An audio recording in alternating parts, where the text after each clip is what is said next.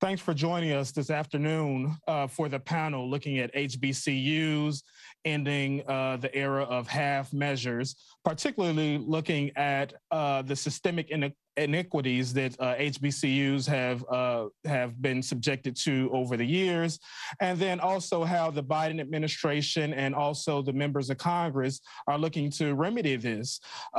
With us, we're joined with esteemed panelists, Representative Alma S, founder of the HBCU Caucus, and also the White House's senior advisor to the president and director of outreach, Cedric Richmond. Both have a long history of helping and advocating for HBCUs, so we're delighted that they can join us and share their insight. And so we'll start with you, Representative Adams. As I mentioned, you chair the HBCU Caucus. You have different bills and vehicles right now in the pipeline, the IGNITE Act being one of those, to look at helping HBCUs. Can you tell us a little bit more about that and in your work? Well, first of all, let me bring greetings from my 12th district here in North Carolina and all of the citizens I represent. And from the Congressional Bipartisan HBCU Caucus, we're bipartisan, we're bicameral, 109 members now, and dedicated all to the cause of making sure that HBCUs and their students survive. I do want to acknowledge all of the folks who are a part of this today, as well as my co-chair, Representative Hill, and then our senior advisor to President Cedric Richmond, the great state of Louisiana, who I've had the privilege of serving with in the House. I'm a two-time graduate of an HBCU, North Carolina A&T, 40 years at Bennett College as a professor and administrator there. So I have a really good insight as to HBCUs and how important they are. Now, I'm going to tell you that when I came to Congress, I wanted to continue my support for HBCUs, and which is why I started the bipartisan HBCU caucus, and we've worked very diligently to make sure that we kind of keep HBCUs out there. But so let me just speak a moment since you asked me about IGNITE. We're doing a number of things, and right now our focus is on the IGNITE HBCU Excellence Act, and it's going to authorize a new grant program, and every HBCU can compete for funding for various purposes, from renovation to repair, modernization, or construction of new campus facilities, including installing high-speed broadband. Now, we know that our schools are almost 2 centuries old, and many of their buildings are. And so we have some really serious issues on our campus in terms of infrastructure across this United States. There are about 102 HBCUs, and they are in serious need of repair on their campuses. $25 billion in deferred maintenance. And why? Because we've not gotten the kind of funding that other schools have received. And we've done the best that we could do with the little that we've had, but yet we've still been able to educate some very fine young people. So we're pushing forward. We've got, I'm very supportive of the infrastructure bill, but I just believe that we cannot leave out our HBCUs. We need to build back better, but we also need to make sure that in building back better, that we build our HBCUs back better too, because they were the schools who educated people that look like me, you, and Cedric Richmond here, when other schools would not let us in. We were founded for the purpose of educating Black kids, and before 1964. So that's kind of a unique situation for our schools. We are HBCU strong, and of course we want to continue to have the opportunity to remain strong, to survive, but also to thrive. Gotcha. And Director Richmond, I mean, the White House has a record number of HBCU graduates, including yourself and Vice President Kamala Harris. Speaking to Representative Adams' point as well, President Biden has consistently invoked HBCUs, talked about the talent in the pipeline with HBCUs, and also said that he wants to put, HBCUs in the center of his overall, this centerpiece of equity that you all are looking to address.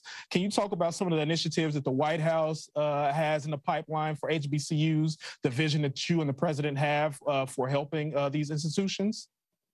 Well, we have a president now who consistently talks about racial equity and breaking down systemic racism. You heard him say it in his inaugural address and an address to a joint session of Congress. And so you can't tackle systemic racism and racial equity without bolstering up and investing in HBCUs. So through the American Rescue Plan, you saw us put about $4.2 billion into our HBCUs, which was probably the largest investment in history. But it's not, and it can't be a one-off thing. It has to be consistent. So that's why you saw us propose $239 million in our budget for HBCUs, including about $72 million in discretionary spending. HBCUs, and this is what I really want to stress. If you look at African-American doctors, lawyers, teachers, and others, a lot of those professionals come through HBCUs, and they play a very critical role. And so as we shape our future, HBCUs are going to have to play a bigger role because what they do is unique and vitally important. So we're going to continue to invest in HBCUs, and we're going to put money where our mouth is. Sure. And Representative Adams, you kind of alluded to some of the infrastructure opportunities here, particularly exposed throughout, our entire education system with COVID kind of exposed some of these deficiencies broadly, but of course, acutely with some of the HBCUs. What are some of the challenges that you've heard from leaders of the institutions, and what are some of the opportunities that you think that we can address pretty quickly here?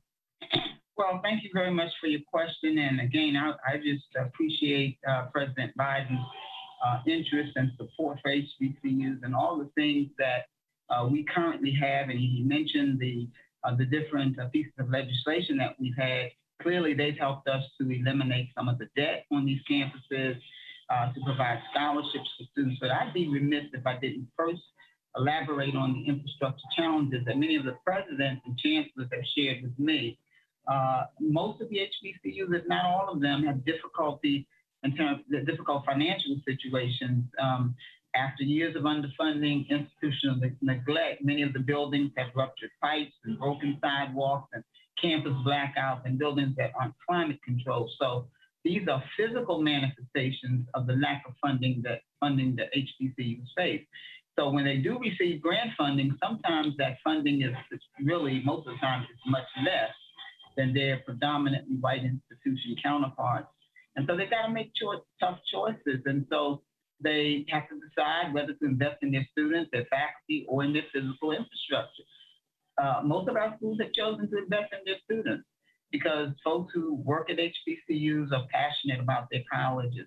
So if you look at what they've done in the midst of the pandemic, despite their limited resources, they've canceled student debt and all these things. But that shows the commitment that our schools have. That's why I stayed at Bennett College for 40 years. But we've got to remove that false choice that there's no reason, in my opinion, why half of the HBCU facilities need repair or replacement. So we've heard from leadership also that in addition to those infrastructure challenges, that they are disadvantaged when competing for public and private resources. So when they have to compete for grants and contracts, they're forced to compete with larger, better resource institutions. And so that's why this bill that we're talking about is very important, and that we make sure that it has the kind of equity in there in terms of competing. So we shouldn't have to fight for crumbs.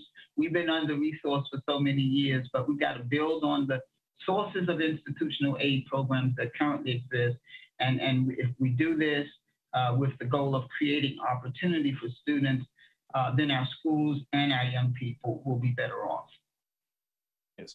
And Director Richmond, as you alluded to, the talent pipeline, the doctors, the lawyers, but then again, you all at the White House last week just highlighted a lot of the talent there in the administration as well. We know that representation matters. We know that perception matters as well. And so there are success stories, plenty of success stories emanating out of HBCUs, yours and Vice President Harris is being one of them.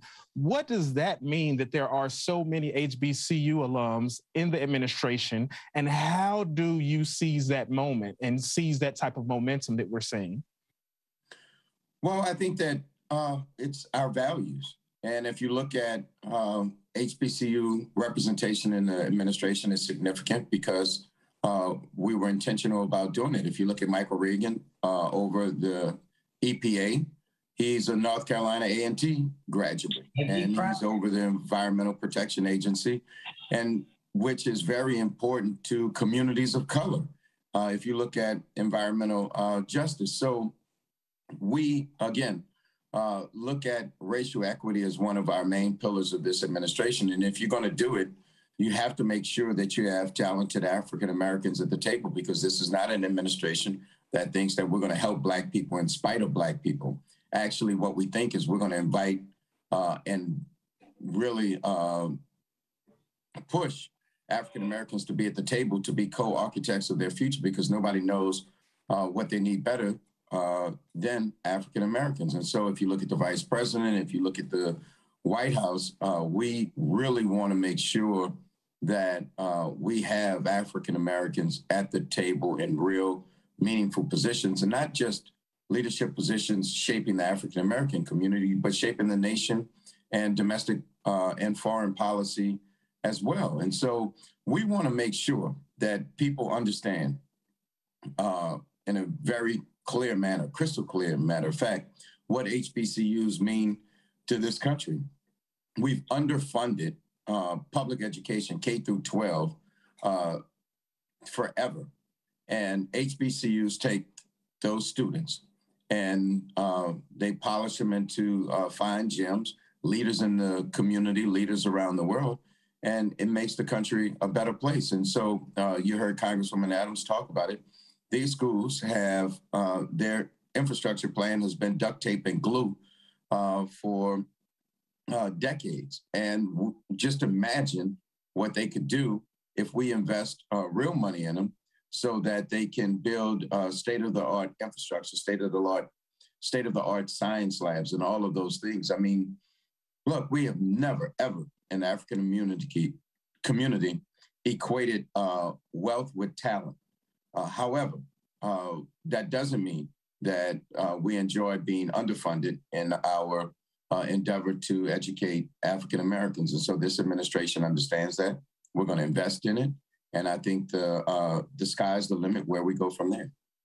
Yeah, if I can add something, you know, in terms of the value of these young students who graduate from HBCUs and having alumni at the highest levels of government, such as Advisor Richmond and Vice President Harris, it's a great thing, because it draws the awareness to HBCUs, to their narrative, and to the needs that we have. So it's valuable to have alums in the highest echelons of government.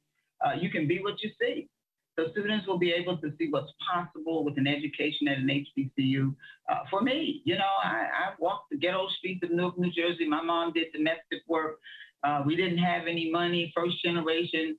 I was able to complete a bachelor's and master's from North Carolina A&T, go on to get my Ph.D. from the Ohio State University. Why? Because of the North Carolina A&T and HBCU.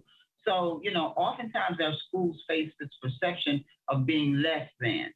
So having alumni in those places, such as in the White House, does acknowledge the opportunities that an HBC education can provide. So I just wanted to add that and just say that, again, as I tell young people, you can be what you see, so they've got to see it.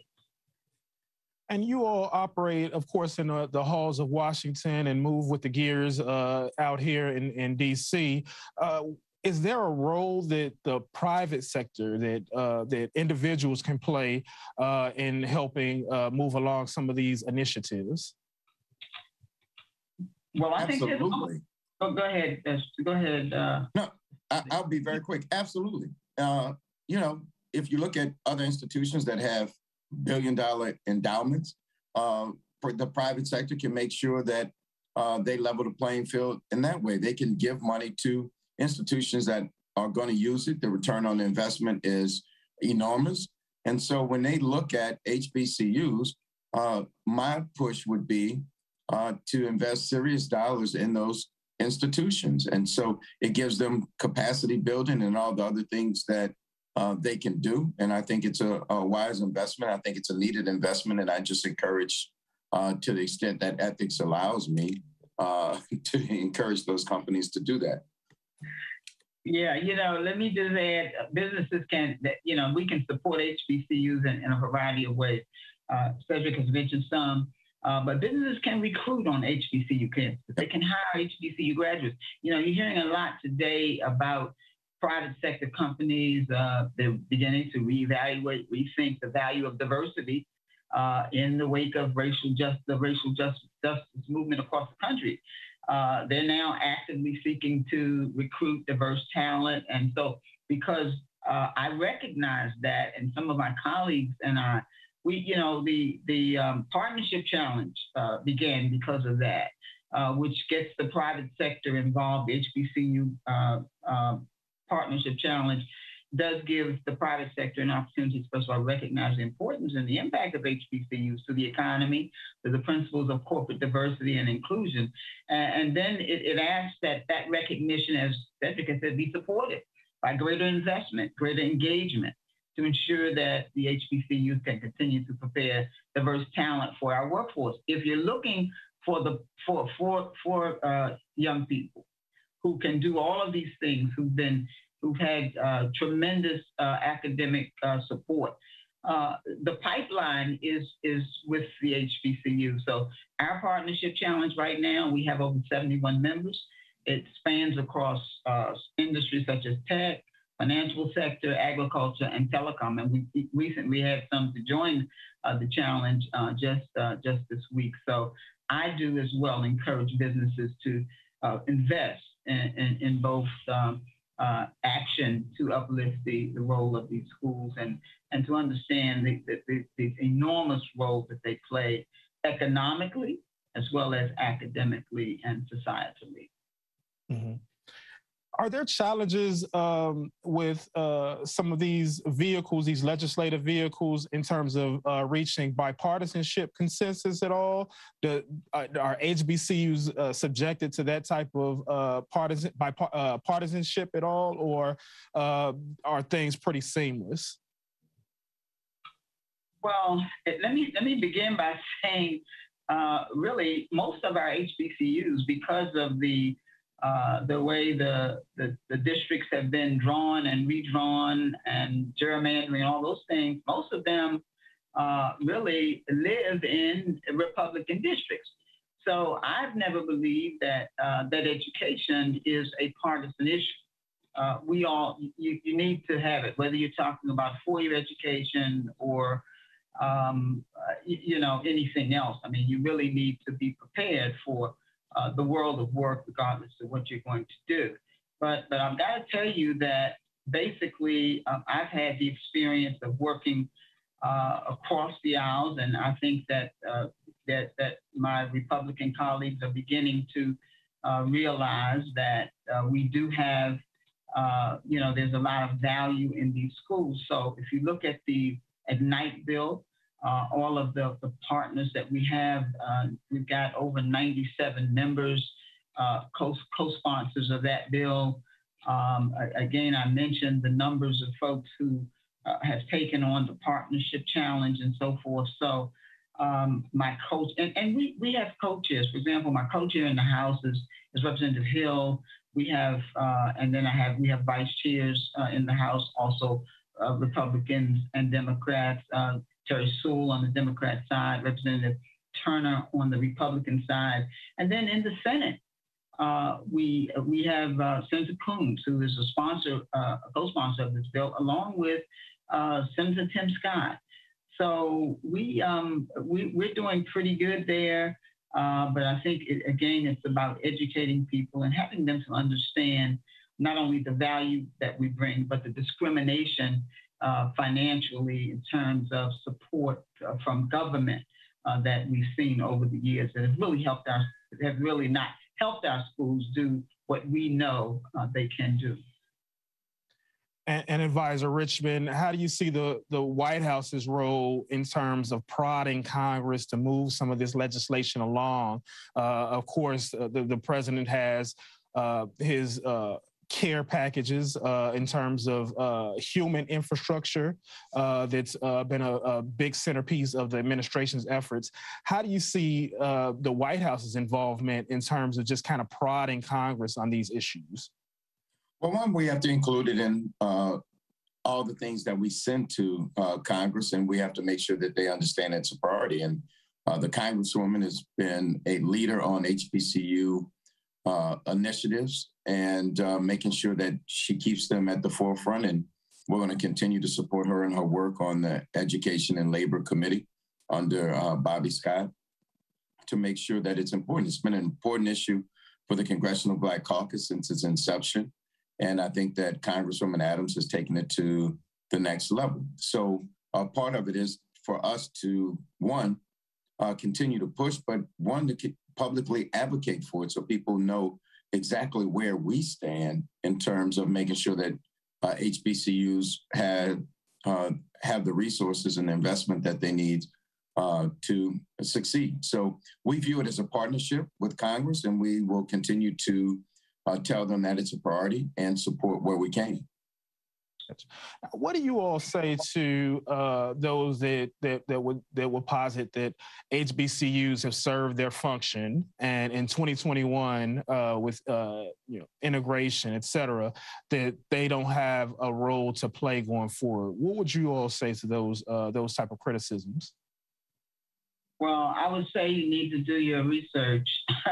HBCUs are still absolutely necessary, even in 2021. We know why the schools were created. They're needed now just as much as they were when we organized many of these schools in the basements of churches and so forth. But the doors of HBCUs are open to all students today. But the existence of our HBCUs continue to serve as a reminder of why we were created in the first place. Why? Because students who looked like us could not go anywhere else. They were created in the face of slavery, and they continue to shine bright in the face of segregation. So they're still needed today to remind us of where we were, where we are now, and where we should go, always toward equality and equity. So furthermore, HBCUs have dedicated faculty and staff to support students. And I know this personally because of the teaching that I did at Bennett College for 4 years, because of the educational experiences and the support I received at North Carolina A&T, going in as a student who was not fully academically prepared, but they made an investment in me. They saw something in me. They molded and shaped me into what they knew I could become. And that's what HBCUs are still doing today. So students have the opportunity to learn at our unique colleges and universities, which really offer strong academic training and a window into living history. So yes, we need to keep our HBCUs not just surviving, but thriving.